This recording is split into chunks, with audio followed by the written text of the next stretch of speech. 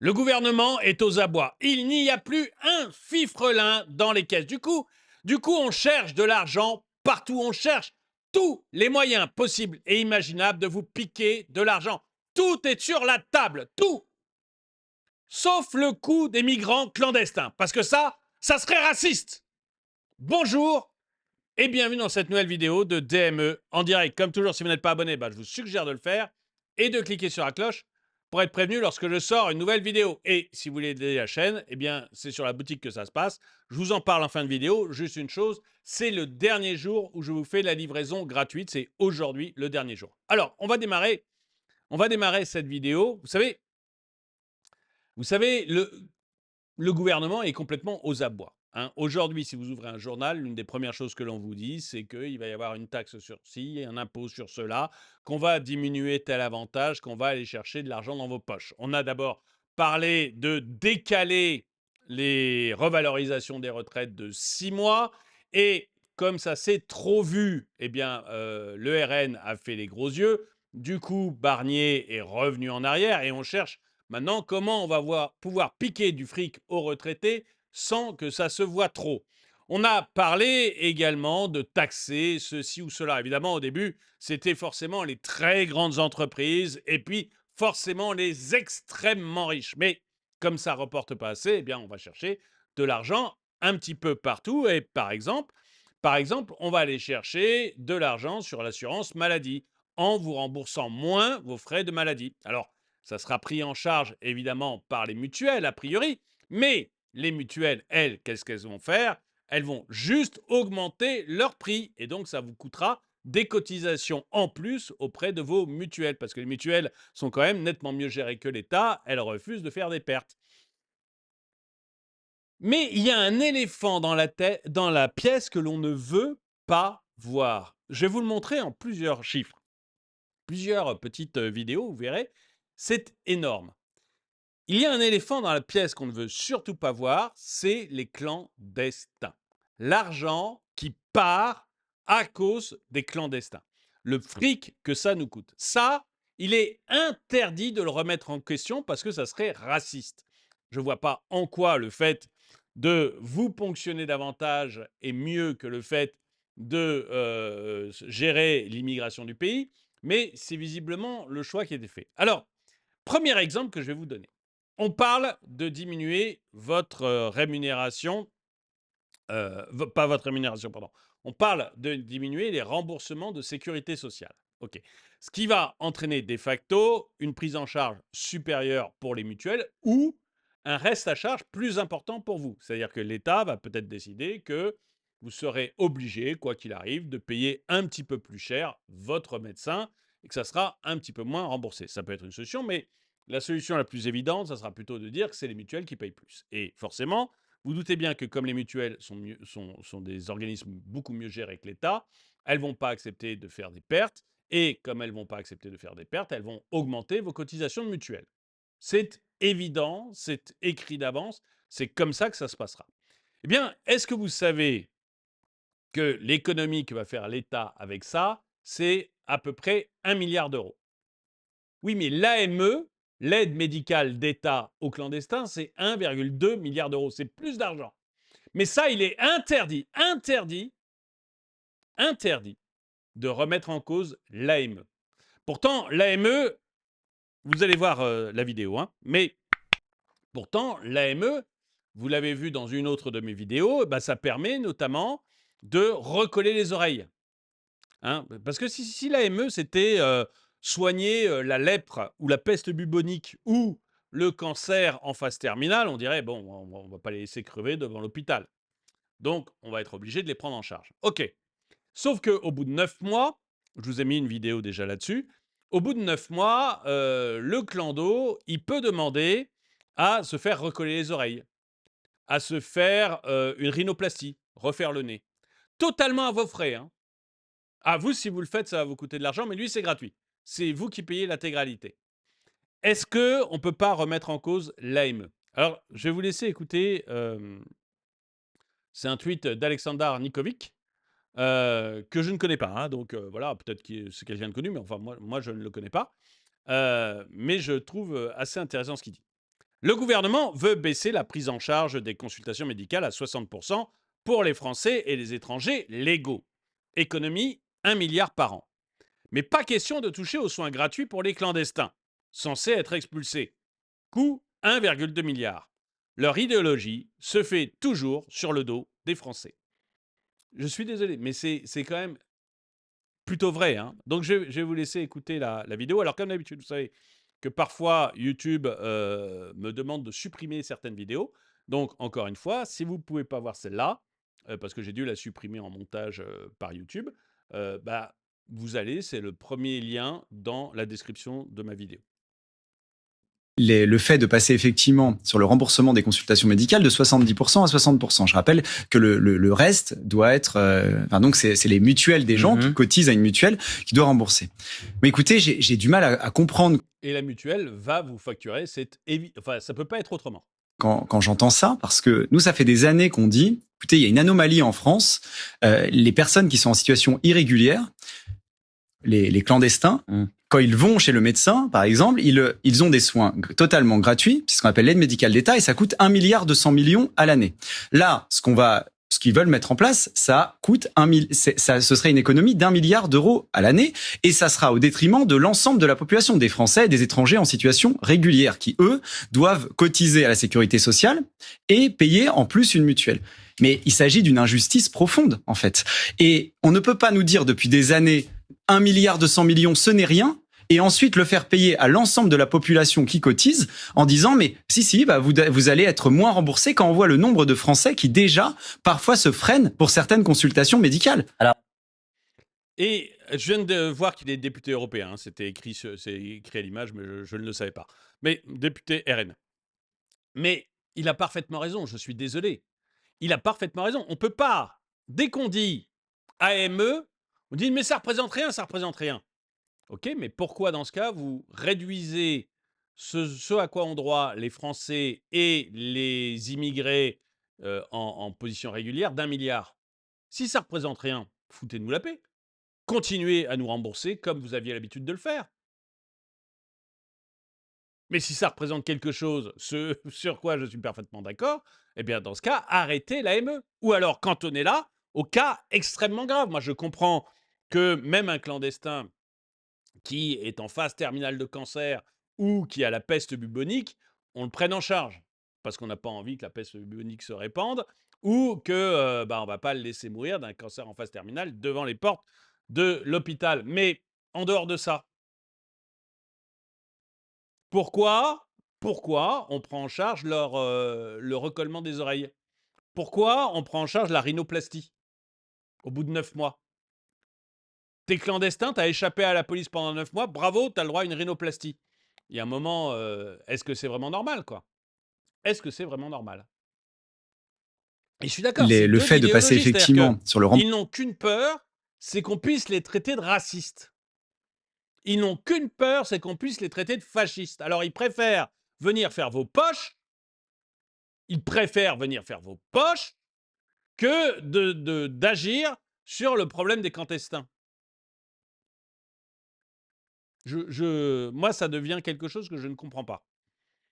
Et vous allez voir, hein, je vais vous montrer derrière d'autres tweets où on est, mais pour vous montrer à quel point on est dans du délire. Parce que, enfin bon, non, je vais vous le montrer tout à l'heure, mais vous verrez que non seulement on leur paye la ME, mais qu'en plus on subventionne à mort, mais à mort, le fait qu'ils puissent venir en France. La solution, c'est de fermer les frontières aux indésirables. Comme ça, ils sont malades chez eux. Et on s'en fout. Ou en Espagne, ou en Italie, et on s'en fout aussi. En ce qui concerne ceux qui ont réussi à rentrer avant la fermeture et sont malades chez nous, soins minimaux. Mais je suis tout à fait d'accord. C'est-à-dire que, enfin, soins minimaux, je suis d'accord. C'est-à-dire qu'on prend en charge ce qui est extrêmement grave, mais le reste, on n'a pas à le prendre en charge. Et sinon, effectivement, c'est retour chez eux. On les a pas invités, vous voyez, et un, on les a pas invités, deux, ils payent pas de cotisation. Bon, bah voilà, au revoir. Il y a pas de, vous voyez, il y a un moment, la bien-pensance, on peut plus se la permettre, hein. Financièrement, on peut plus la payer. Parce que les Français se laissent tondre sans brocher depuis des années. Que lors des élections, le troupeau de moutons suit les consignes de vote avec l'aide des médias et que ces mêmes médias, avec les politiques de gauche et les associations, crieront au fascisme si atteinte AME. Tout à fait d'accord. Les Français doivent payer et... Ah pardon. Les Français doivent payer et plus être remboursés. Les économies seront envoyées en Ukraine. Alors vous savez que l'Europe, au moment où Barnier nous disait l'an dernier, la semaine dernière, pardon, qu'il allait économiser énormément d'argent et augmenter nos impôts, et qu'on était dans une situation pas possible, l'Europe a de nouveau fait un chèque à l'Ukraine, un prêt, hein, mais un prêt, on sait bien que l'Ukraine ne nous remboursera absolument jamais cet argent, ce qui est évident, c'est un pays en guerre qui est détruit. Ils ne vont pas nous rembourser l'argent. Hein. Et le prêt qu'a fait l'Europe, eh ben, la part de la France là-dedans, c'était 7 milliards. On vient vous casser les pieds pour 1 milliard d'euros, on va baisser vos prestations pour 1 milliard d'euros, mais la même semaine, on en donne 7 à l'Ukraine. Mais cherchez la logique, quoi. Mais cherchez la logique. Je ne demande pas. Vous voyez, on pourrait donner de l'argent à l'Ukraine si nous-mêmes on avait énormément d'argent, qu'on en donne un peu à l'Ukraine. Je dirais, bon, pourquoi pas. Je ne suis pas tellement d'accord avec ce pays-là, mais allez, zou, on en a beaucoup. Le président a décidé, ok, on serait la Suisse, pourquoi pas. Mais, enfin, la Suisse, elle, avec sa neutralité, c'est compliqué. Mais on serait une Suisse sans neutralité, ou on serait le Luxembourg. Je dirais, ok, le président a décidé, c'est pas mon avis, je suis pas d'accord avec ça, mais il donne de l'argent à l'Ukraine, après tout, on en a beaucoup, ça va pas changer grand-chose à ma vie. Mais là, on est en train de changer fondamentalement la vie et le niveau de vie des Français, et en même temps, on donne 7 milliards à l'Ukraine. Bah moi, je comprends pas. Voilà. Il y a un moment, je comprends pas. Je trouve qu'il est quand même plus intelligent, mais plus intelligent, d'arrêter les dépenses que de venir nous piquer plus d'argent. Économie sur ceux qui travaillent comme d'habitude. Bah oui, parce que là, mais c'est ça aussi que je soulignais dans d'autres vidéos. Leur pensée de l'économie, c'est pas que l'État va dépenser moins d'argent, hein, il va en dépenser plus l'année prochaine. Plus que l'inflation l'année prochaine.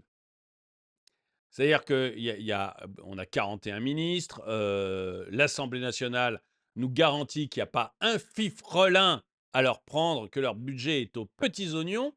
D'ailleurs, tous les députés sont d'accord avec ce budget, merveilleux. Et ils sont auto-d'accord avec les dépenses qu'ils font, c'est merveilleux. Et ils citent ça, et il y a des privés citer ça comme signe de bonne gestion. Vous savez, les alcooliques anonymes les alcooliques du bar sont d'accord avec leur consommation d'alcool, donc c'est qu'ils n'en consomment pas beaucoup. C'est complètement délirant. Mais je ne sais plus ce que je disais. Ah si, les économies, c'est pas là-dessus qu'on va les faire. C'est pas sur le fait qu'on a 41 ministres, c'est pas sur les dépenses de l'Élysée, elles vont augmenter beaucoup plus vite que l'inflation encore l'année prochaine. Et c'est pas sur toutes ces dépenses-là, non. Parce que ces dépenses-là, elles vont augmenter plus vite que l'inflation. Par contre, qu'est-ce qu'on va venir prendre dans vos poches? Mais qu'est-ce qu'on va arrêter de vous donner comme argent? Ça va être merveilleux. Bon, il y a peut-être même chose, on va continuer à donner à Zelensky, on va continuer à donner à tout le monde, hein, mais surtout pas aux Français.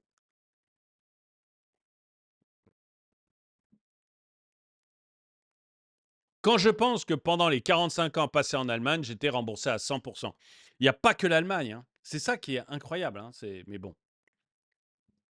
Il n'y a pas que l'Allemagne, hein, parce qu'on vous fait croire que... Enfin bon, ça y est, le mythe est parti, mais pendant longtemps, on nous a fait croire que la France était le meilleur système de soins du monde. Le mythe a disparu avec le Covid, heureusement, mais actuellement, vous avez pas mal de pays européens où vous êtes beaucoup mieux remboursés qu'en France. Hein.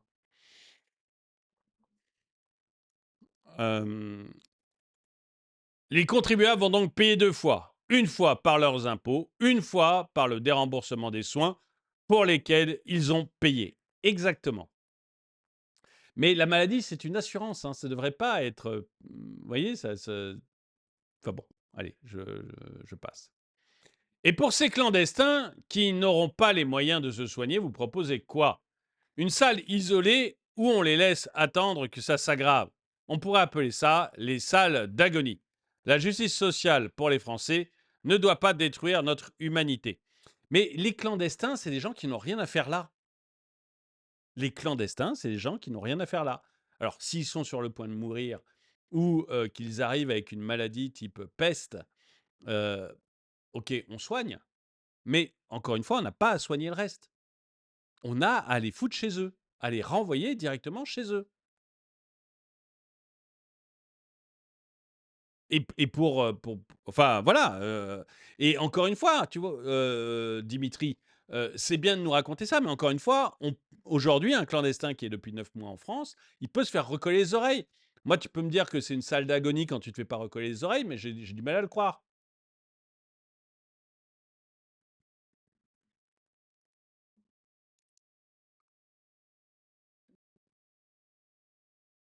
Je vous remercie de pointer cette dérive. Malheureusement, rien ne se passe, hormis l'augmentation des cotisations de nos mutuelles et assurances d'année en année, jusqu'à ce qu'on ne puisse plus. Mais je crois qu'on a atteint où les gens ne peuvent plus, en fait.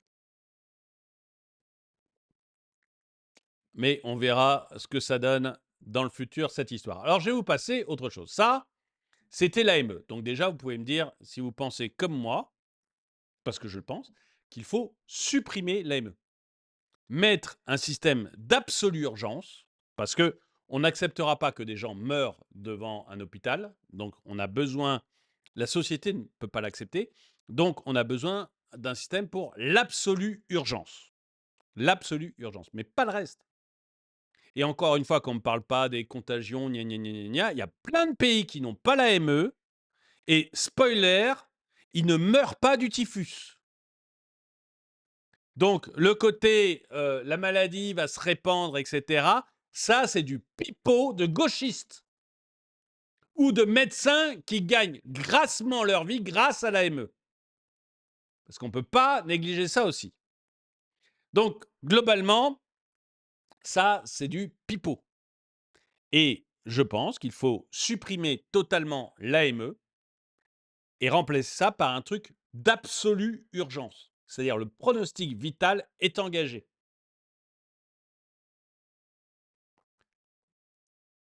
Dites-moi ce que vous en pensez dans les commentaires. On va voir la suite, parce que vous allez voir, la suite, c'est pas mal non plus. Il y a 10 associations d'aide aux clandestins. Alors, une liste des 10 associations d'aide aux clandestins les plus subventionnées en France en 2022. Alors, parce que non seulement quand ils sont là, c'est open bar sur les soins, comme je l'ai dit, mais en plus, on donne énormément d'argent aux associations dont le travail est quasiment de nous les envoyer. Moi, une association dont le boulot est de faire passer des clandestins depuis l'Afrique du Nord jusqu'à la France, c'est une association dont j'arrêterai tout le monde. Donc, je dissoudrai l'association et je foutrai tout le monde en tôle. Parce que c'est passer des migrants illégaux. Or, on leur donne de l'argent, donc ça devient même quasiment proche de l'esclavage. Quand vous payez des gens pour qu'ils fassent passer des migrants clandestins, on est quand même très très proche de l'esclavage. Nous, en France, on a décidé de leur donner beaucoup d'argent. Coalia, 148 millions d'euros. France Terre d'Asile, vous connaissez Najat Vallaud-Belkacem, vous savez, la belle ministre, enfin ex-ministre, qui maintenant est présidente de France Terre d'Asile. Elle était ministre de l'Éducation nationale, Najat Vallaud-Belkacem. Et quand je dis belle, c'est qu'elle est vraiment, c'est vraiment une très belle femme. Mais voilà, maintenant elle est présidente de France Terre d'Asile, 65 millions d'euros. 65 millions. La Croix-Rouge française, alors la Croix-Rouge française, elle ne s'occupe pas que des clandestins, heureusement. 50 millions. SOS Solidarité, 47 millions. France Horizon, 29 millions, presque 30. Entraide Pierre Valdo, 29 millions. Forum Réfugiés, 29 millions. Association Aurore, 24 millions. Alteralia, 15 millions. Equalis, 13 millions. franchement, est-ce qu'on a besoin moi, je serais pour fermer le robinet à toutes les associations, mais l'ensemble, absolument toutes les associations, toutes, toutes, toutes, toutes, toutes. Ce n'est pas à l'État de donner de l'argent à des associations. Si vous aimez une association, que vous fassiez un don, c'est très bien. Que les Français fassent des dons, c'est très bien. Voilà. Et l'association, moi, à mon avis, France Terre d'Asile, vous voyez, c'est les Français, si l'État ne lui donne pas d'argent, elle trouvera jamais assez d'argent pour fonctionner. Et ça ne sera pas plus mal. Donc pour moi, c'est pas... Vous voyez, que vous fassiez un don, ça me va bien. Par contre, que l'État vienne piquer de l'argent dans vos poches pour vous obliger à faire un don à ces associations que vous ne supportez pas, je ne vois pas du tout où est la réalité là-dedans. On va écouter ce que dit Charlotte Dornelas à ce sujet. Darmanin qui nous le dit, près de 1350 associations ont été subventionnées ou rémunérées pour plus de 750 millions d'euros. Et la sénatrice UDI Nathalie Goulet posait la question sur les associations qu'elle a renommées, à mon avis très légitimement, associations d'aide aux migrants. Pourquoi? 2 mots. Gérald Darmanin nous dit, en matière d'asile, la politique publique s'appuie largement sur des opérateurs associatifs auxquels les missions d'accueil, d'hébergement et d'accompagnement sont déléguées. C'est très clair, le ministre nous dit ce qu'on savait tous, mais au moins ça vient de la bouche du ministre. L'État français a délégué à des associations par ailleurs militantes la gestion de l'immigration. Pour la politique d'intégration, les associations assurent la continuité du parcours personnalisé. Darmanin qui nous le dit. Mais on est quand même à 750 millions d'euros donnés à ces associations. Et derrière, vous êtes étonné qu'il y ait des associations qui aillent défendre les migrants. C'est-à-dire, quand vous touchez 65 millions d'euros ou 148 millions d'euros par an, pour vous occuper des migrants, vous n'avez qu'une seule envie, c'est qu'il y ait davantage de migrants. C'est votre gagne-pain. C'est votre gagne-pain. Vous imaginez demain, on règle le problème des migrants, Coalia, France Terre d'Asile, tout ça, hop, ça disparaît. Et tous les salariés, et les présidents, tous les membres du conseil d'administration, tous ces gens-là, ils deviennent quoi? Donc ils défendent leur gagne-pain. Dites-moi ce que vous en pensez. Et si on parlait de ces ordures collabos du Secours populaire, de la Croix-Rouge et de l'association Abbé Père, qui financent eux aussi ces assos? Bon. Et pendant ce temps-là, les SDF, eux, restent les grands oubliés de toutes les associations. Mais c'est vrai, on va nous dire que eux sont dans la rue par choix et ne veulent pas être aidés. Quelle honte! Il faudrait supprimer immédiatement toutes ces aides. Oui, moi je suis pour la suppression complète, totale et immédiate de toutes les aides.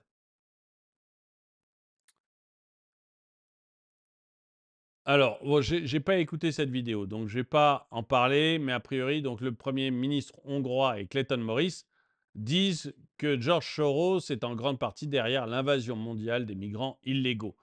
Que George Soros aide et subventionne, c'est clair. Mais maintenant, c'est plus George, d'ailleurs, c'est son fils. Mais qu'ils aident et subventionnent, ça c'est clair.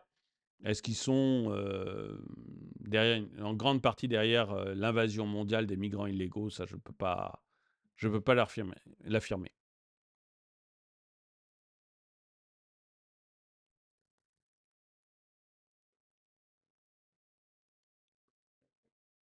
Ils vont augmenter les impôts et tailler dans les dépenses, mais sans toucher à l'AME et aux assos en tout genre, aux subventions aux journaux et télé privés.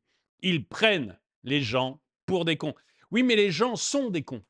Faut être clair aussi. On vote pour eux. On vote pour eux. On vous a dit Castor, Castor, Castor depuis 2007. Depuis 2007, on vous fait le coup. Castor, Castor, Castor. Si jamais vous votez pas pour nous, le troisième Reich va arriver, ou le quatrième, je ne sais plus, va arriver en France. Et les Français, comme un seul homme, votent Castor, Castor, Castor.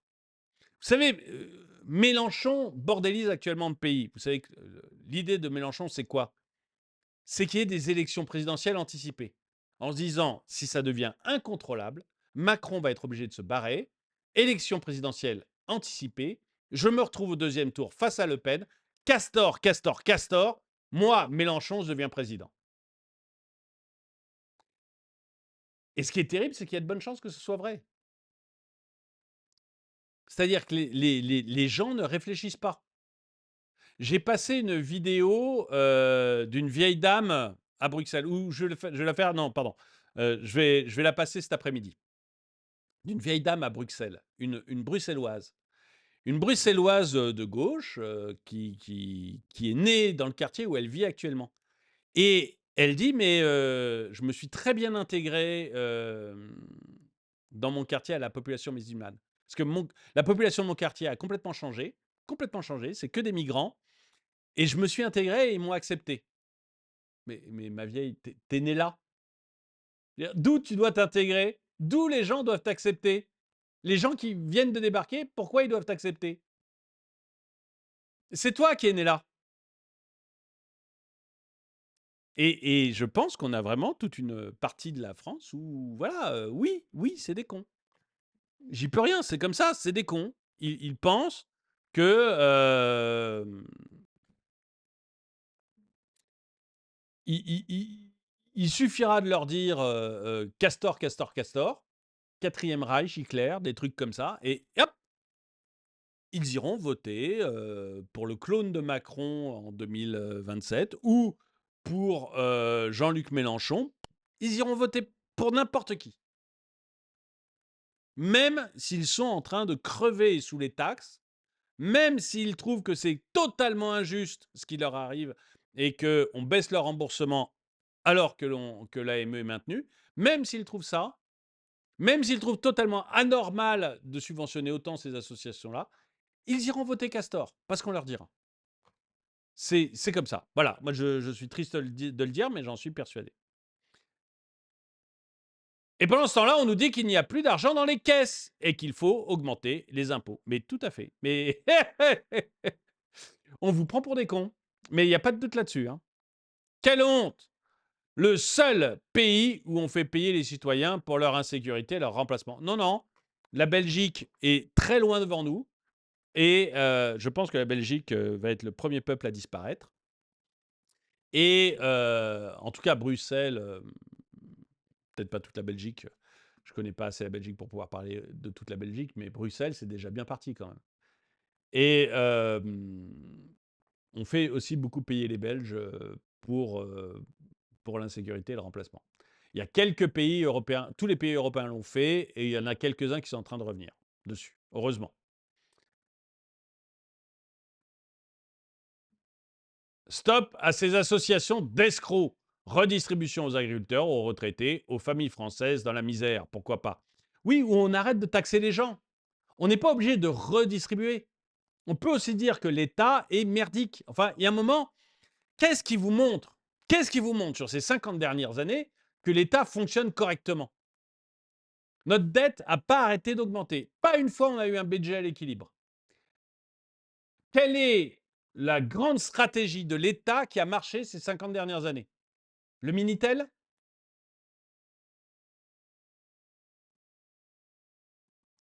Le moteur de recherche qu'a mis en place Jacques Chirac et que vous utilisez tous. Hein? Vous avez tous abandonné Google pour aller sur, je crois que c'est Quant, le moteur de recherche Jacques Chirac. Quelle est la grande stratégie mise en place depuis 50 ans? Je ne parle pas de nucléaire, nucléaire c'était avant, hein, mais mise en place depuis 50 ans où vous vous dites, ah ouais, l'État est un stratège. Donc on peut peut-être se dire, en dehors de vous avoir ruiné, d'avoir augmenté les impôts, on est passé à la mort de Pompidou, les impôts, l'État, ça représentait à peu près 30% du PIB. Les impôts, c'était à peu près 30% du PIB. Aujourd'hui, c'est 48%. Presque la moitié. Ça a complètement explosé. Et tout ce que prend l'État, c'est de l'argent que vous n'avez pas. Qu'est-ce qui marche mieux aujourd'hui que sous Pompidou? Les hôpitaux? L'éducation nationale? Qu'est-ce qui marche mieux? La France est endettée, supprimons tout cela. Voilà d'excellentes pistes pour faire de substantielles économies en cette période difficile. On est tout à fait d'accord. Quand je dis qu'est-ce qui marche mieux, vous voyez, c'est mettre l'État au centre du jeu. C'est très français, mais ça ne marche pas. Moi, je suis désolé, depuis 50 ans, ça ne marche pas. Donc, il faut peut-être réfléchir à faire autrement. Ça nous changerait probablement de faire autrement. French Papers. L'immigration n'est pas un business, c'est pour ça qu'on ouvre des boutiques en son honneur en plein Paris. Spécialiste en OQTF, prestations sociales, naturalisation, regroupement familial, la totale. Ah oui, oui, quand vous regardez... Alors, excusez-moi, la boutique, c'est pas beau, c'est pas mal ça, j'avais pas vu. Hein. Regardez cette boutique dans Paris. Regardez ce qu'il y a sur la vitre. Ah, c'est pas mal. Titre de séjour, naturalisation, OQTF. OQTF. Rendez-vous préfecture, carte vitale, AME. Une boutique dans Paris où on vous propose grosso modo tout, vous n'avez qu'à payer. Moi, voilà, je veux bien que ce soit normal, qu'on me dise que c'est moi qui suis un... je n'avais pas vu ça. Je trouve qu'on rentre vraiment à un niveau là impressionnant. Les assistés, comment ils ruinent la France, enquête sur le pays où 1001 allocs. CMU, RSA, AME, APL. Je suis d'accord. Alors, APL, il faut savoir une chose. Vous touchez peut-être les APL, parce qu'il y a beaucoup de gens qui touchent les APL, mais il y a des études extrêmement sérieuses. Et je crois que quasiment tous les économistes sont d'accord sur ce point. Hein. Quasiment tous. L'argent qu'on vous donne en APL, mettons que je prends un exemple pour... c'est vrai que c'est de la vulgarisation. Mettons qu'on vous donne 200 € en APL, à vous. Donc vous êtes content, vous touchez 200 € par mois d'APL. Si on vous ne le donnait pas, votre loyer baisserait de 200 €. C'est vraiment... tous les économistes sont d'accord hein, là-dessus. Je n'ai pas le temps de le démontrer là. Je ferai peut-être une vidéo un jour sur Drôme et économie là-dessus. Mais ce qu'on a constaté, c'est qu'en fait, les loyers sur l'ensemble du pays augmentaient du montant de l'APL. Si on arrêtait les APL, ce que ça ferait, la seule chose que ça ferait, c'est baisser le montant des loyers. Et derrière, ça baisserait probablement aussi le coût de l'immobilier. Parce qu'au fin du fin, les APL se retrouvent dans le prix de la construction. Donc, vous voyez, les APL sont vraiment, vraiment totalement inutiles. Et il faudrait les supprimer. Je sais que c'est dur à entendre, je sais que les gens ont du mal à le croire comme ça, mais c'est un point sur lequel quasiment tous les économistes sont d'accord aujourd'hui. Parce qu'il y a beaucoup, beaucoup, beaucoup d'études qui le montrent. RSA, pour moi le RSA, j'ai toujours été pour dire RSA d'accord sur une très courte période. Enfin d'accord, je ne suis pas sûr d'ailleurs. Mais pourquoi pas, mais sur une très courte période. C'est-à-dire, ok, tu as eu un accident de voiture, ta femme et tes 3 enfants sont morts brûlés vifs dans la voiture devant tes yeux. On comprend qu'il te faut un peu de temps pour t'en remettre. On comprend que c'est chaud. Surtout que toi, tu as passé 4 mois à l'hôpital, donc on comprend que c'est chaud. On va te donner une aide, mais elle va durer 1 an. Et tu as 1 an pour te remettre. Mais après, c'est terminé, tu ne toucheras pas un centime. Vous voyez, le RSA, sur une très courte période, pour des cas extrêmement graves, ok. Mais sinon, vous enfoncez les gens dans la pauvreté. L'AME, je n'ai pas besoin d'en parler. La CMU, c'est la même chose que le RSA, à mon avis. Bon, je vais vous montrer une dernière chose. C'est le coût de la rétention administrative. Donc, vous savez, donc, les clandestins, vous avez un coût avec l'AME, puis vous avez un coût avec ces associations. Donc, l'AME, 1,2 milliard. Ces associations, 750 millions. Donc, on est maintenant sur quasiment, en tout, hein, globalement, on est sur 2 milliards. Et vous allez voir le coût de la rétention administrative. C'est délirant. Je ne sais pas comment ça peut être aussi cher. Mais pour le coup, c'est bien documenté puisque c'est à l'Assemblée nationale qu'on en parle. Et vous allez voir, on est sur du délire. on est sur du délire. Le CRA, 690 € par jour et par personne.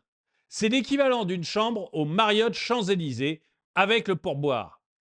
Je ne sais pas si vous allez souvent dans les hôtels, mais vous devez vous rendre compte que 690 € pour un hôtel, c'est un très bel hôtel. C'est un très bel hôtel. Quand vous atteignez du 100 €, je vais à Lyon prochainement. Je prends l'avion pour aller à Lyon. J'atterris très tard à l'aéroport de Lyon. Et je suis allé voir les hôtels parce que j'atterris, il est presque 23 heures. Je ne vais pas m'amuser à aller faire. Je ne dors pas à Lyon. Je ne serai pas à Lyon après, je serai dans une autre ville. Je ne vais pas m'amuser à aller me coltiner des kilomètres et des kilomètres de route. En plus, je n'ai pas de voiture. Donc des kilomètres et des kilomètres de route pour aller dans l'autre ville. Donc j'ai cherché un hôtel. J'ai regardé les hôtels. Eh bien, l'hôtel 4 étoiles. 4 étoiles. Il s'appelle NH. Il est à l'aéroport de Lyon. Donc vous pouvez vérifier. 4 étoiles. Une chambre, lit double, c'est 120 €. 120 €. Vous allez au Campanile, c'est 85 €. Vous allez chez l'Ibis Budget, c'est 75 €. Là, les mecs, ils nous coûtent 690 € par jour et par personne. On est sur des prix d'hôtel, mais délirants, quoi. Avec ça, vous avez un truc absolument luxueux au centre de Lyon. Mais absolument luxueux. À 690 € par jour, vous êtes sur du 4 étoiles, voire 5 étoiles luxe au centre de Lyon, une très très très belle chambre. Comment on arrive à des coûts comme ça? Alors je me rends bien compte que là, il y a plus qu'un hôtel, c'est fermé, donc il faut une sécurité, il faut des choses comme ça, mais on est d'accord qu'on est sur des prix délirants. Délirants. Alors je vais vous faire écouter la vidéo. Et puisqu'il me reste quelques secondes de parole, je voudrais aussi vous poser une question sur les coûts des journées de rétention, parce que depuis tout à l'heure, vous nous avez parlé plusieurs fois du coût des journées de rétention en disant qu'il était absolument faramineux, mais vous ne nous avez pas donné le chiffre, donc j'aimerais que vous nous le donniez. Mais cela dit, le coût de la rétention administrative, je vous invite à vous rapporter un rapport de la Cour des comptes, celui qui m'a fait sursauter, 690 € jour. Alors, 690 € par jour selon la Cour des comptes. Mais dans quoi on les loge? Mais comment on a... Non, mais sérieux, moi, enfin vraiment, si vous êtes devant votre ordinateur, allez regarder, cherchez une nuit d'hôtel à 690 € par jour. Cherchez une nuit d'hôtel à 690 € par jour. Vous allez voir le niveau de l'hôtel que vous avez. Comment on arrive à ça dans des centres de rétention? Comment c'est possible? ça pose quand même un énorme problème. On en revient donc à l'assignation en résidence au bracelet électronique, parce que là, ça ne va pas du tout. Et comme on était avec André Ferraille, on est tombé sur ce chiffre en épluchant des rapports. On s'est dit, mais enfin, c'est pas possible. Et donc, on a demandé confirmation spécialement aux 2 conseillères de la Cour des comptes qui avaient fait le rapport et qui nous l'ont confirmé. Donc, voilà, je vous laisse. Vous êtes la représentation nationale. Je ne sais pas quoi faire de ce chiffre parce que je sais bien qu'il est à double tranchant. C'est la première fois que je donne ce chiffre. J'espère que vous en ferez bon usage. Je ne sais pas quoi. Je ne comprends pas comment ça peut coûter si cher. Oui. Oui. C'est un chiffre de la Cour des comptes dont on a demandé confirmation. Donc, chiffre de la Cour des comptes donné à l'Assemblée nationale. Donc, a priori, hyper sérieux, 690 € par jour. Donc, vous voyez, la première chose que je ferais, c'est d'empêcher les clandestins de venir parce que, visiblement, ils nous coûtent quand même extrêmement cher. Mais la deuxième chose, c'est de me dire, mais vous faites quoi dans ces centres de rétention pour que ça coûte aussi cher? Qu'est-ce qu'on met en place? Quel est parce que autant si je vais, je sais pas moi, à ce prix-là, je dois pouvoir aller au Hilton ou ou à l'Intercontinental. Enfin, je dois pouvoir aller dans un hôtel de luxe pour ce prix-là. Là, je comprends que ça coûte cher parce que je vois l'équipement de l'hôtel, je vois la taille de ma chambre, je vois les gens à la réception, je vois je sais pas, les grooms, je sais pas si ça existe encore, les grooms. Bon, enfin, je comprends que, je dis je vois, j'y suis jamais allé, mais je comprends que ça puisse coûter aussi cher. Mais dans un centre de rétention, qu'est-ce qui coûte cher? Qu'est-ce qui fait que ça coûte aussi cher?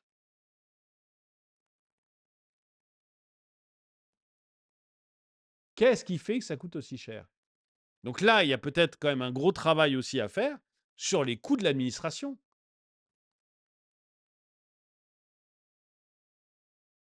Il y a un énorme boulot à faire sur les coûts de l'administration. Et j'aimerais bien, bah voilà,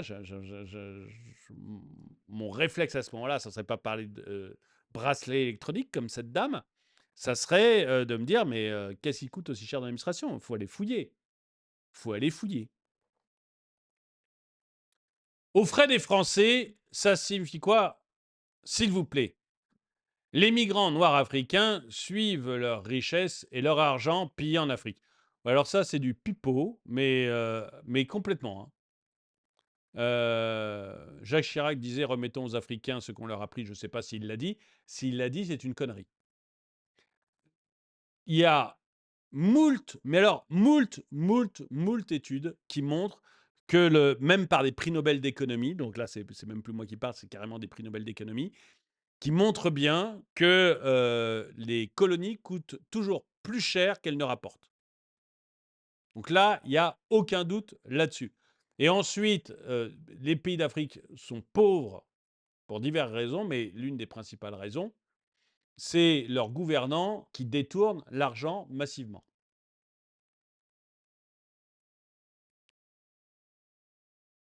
C'est vraiment dégueulasse de voir ça. 690 € par personne. On marche sur la tête en France. Pendant combien de temps? Excellente question de Timothée Houssin, député RN de la 5e circonscription de l'Eure, là où je demeure et pour qui j'ai voté. Soulever ce gros problème parmi tant d'autres, malheureusement. Ce gouvernement français est juste une bande de voyous, d'escrocs et de voleurs. Sérieux, quand est-ce que cela va s'arrêter? Foutez tous les politicards véreux dehors, une bonne fois pour toutes. On bosse comme des chiens pour 1300 € par mois et ces pourritures offrent nos impôts. Je suis assez d'accord. Réforme des retraites, 690 € par jour pour un clandestin. Voilà qui pourrait trouver une solution.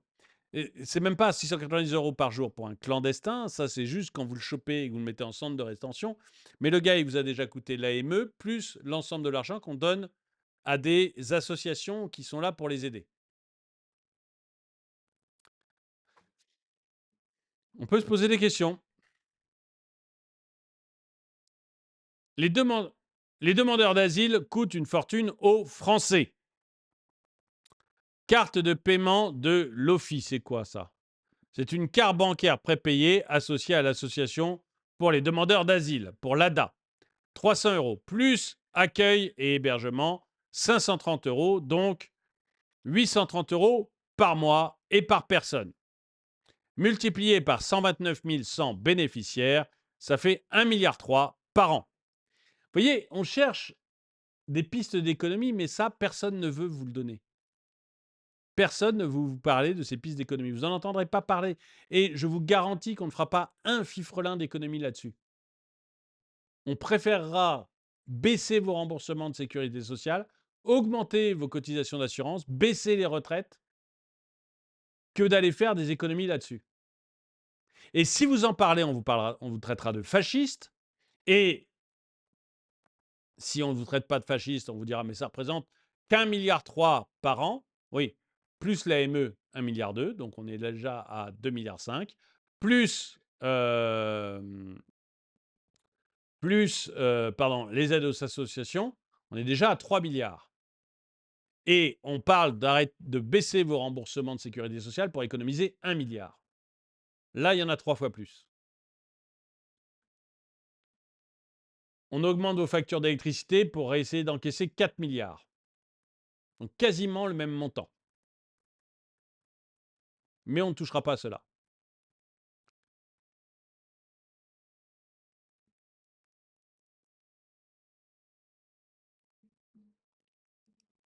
Écoutez, je ne sais pas ce que vous en pensez. Voilà. Je ne sais pas ce que vous pensez de tout ça. Moi, je trouve que être généreux avec l'argent des autres, hein, puisque l'État est généreux avec votre argent, on peut l'envisager quand on est mais blindé. Mais vraiment, quand on est le Luxembourg, voyez, on est blindé. Et encore, le Luxembourg, lui, il baisse les impôts, il baisse toutes les taxes et il a rendu les transports en commun totalement gratuits. Voyez, c'est pas le même niveau. Et on peut à la limite l'envisager. Moi, je ne l'envisagerais pas. Je ferais plutôt effectivement une baisse de tous les impôts, de toutes les taxes et je rendrais les transports en commun gratuits si vraiment je ne sais plus quoi faire de mon fric. Mais être généreux avec l'argent des contribuables quand on est ruiné, quand on va lui demander de payer plus d'impôts, qu'on va lui dire qu'on lui verse moins de sécurité sociale, qu'on va lui dire qu'on lui verse moins de retraite, qu'on va lui dire qu'il doit se serrer la ceinture dans tous les sens, je trouve ça indécent. Voilà, je trouve ça indécent. Nommer 41 ministres et aller vous dire que vous devez vous faire des efforts, je trouve ça indécent. Une Yael Braun-Pivet qui nous dit l'Assemblée nationale, il n'y a pas un fifrelin à économiser alors qu'elle est payée plus de 15 000 euros par mois et qu'elle a un hôtel particulier qui est le plus beau de Paris pour se loger. Je trouve ça indécent.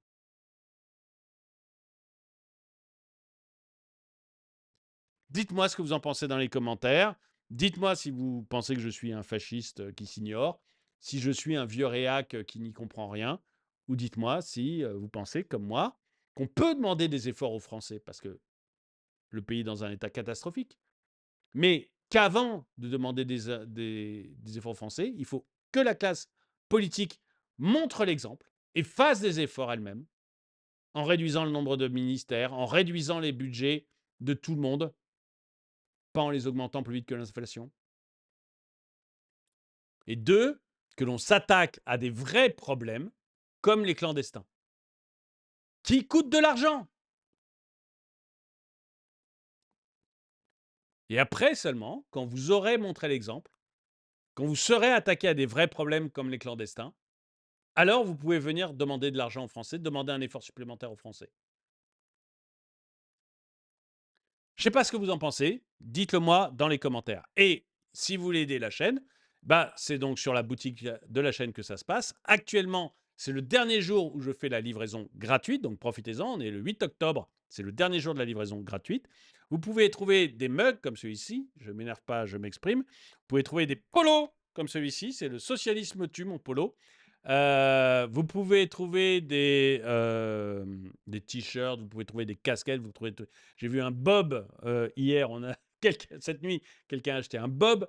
Vous pouvez trouver donc des bobs, des casquettes, des t-shirts, des polos, des sweats, puisqu'il commence à faire froid, des pantalons, notamment des pantalons de sport, pas mal d'articles de sport pour hommes, femmes, enfants. Vous avez des vêtements hommes, femmes, enfants, bébés. Vous avez des sacs, plein de sacs différents, sacs de sport ou autres. Vous avez des thermos, vous avez des gourdes, vous avez vraiment plein de produits différents. Et ça aide bien la chaîne lorsque vous achetez ce type de produit. La chaîne n'est pas en risque, hein, je ne suis pas en train de pleurer, mais si vous avez envie, vous, de participer, si ça vous fait plaisir de participer, eh bien, allez sur la boutique et faites-vous plaisir. Et si vous avez juste un tout petit montant à donner, vous préféreriez faire un Tipeee peut-être, eh bien, achetez-vous un magnet. Quand vous achetez un magnet, vous collez ça sur votre frigidaire, ça vous fait un souvenir. Ça me rapporte 1,30 € moi, net 1,30 € pour moi. Si vous achetez un autocollant, ça me rapporte 1 €. Voilà, donc vous participez à la chaîne et vous vous faites en même temps plaisir, vous avez un souvenir de la chaîne. Quoi qu'il en soit, merci d'avoir regardé la vidéo. Mettez-lui un pouce vers le haut, commentez-la, partagez-la. Merci à tous ceux qui me soutiennent. Et moi, je vous dis à très bientôt.